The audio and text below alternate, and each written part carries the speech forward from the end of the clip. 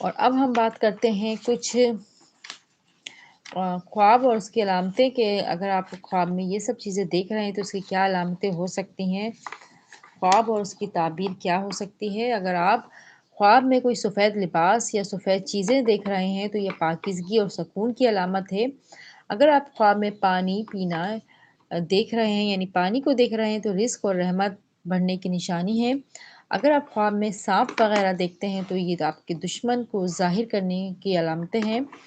خواب میں اگر آپ اپنے آپ کو اڑتے ہوئے دیکھتے ہیں یا بلندی پر دیکھتے ہیں تو یہ مقام اور عزت کے بڑھنے کی نشانی ہوتی ہے۔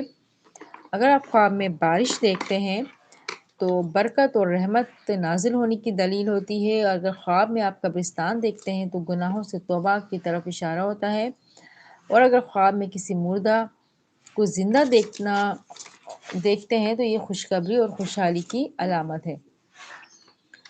اور اگر آپ نے خواب میں آگ دیکھتے ہیں تو غصے اور فتنے کے قریب آنے کی نشانی ہے۔ اور خواب میں قرآن دیکھنا ایمان کی مضبوطی اور دل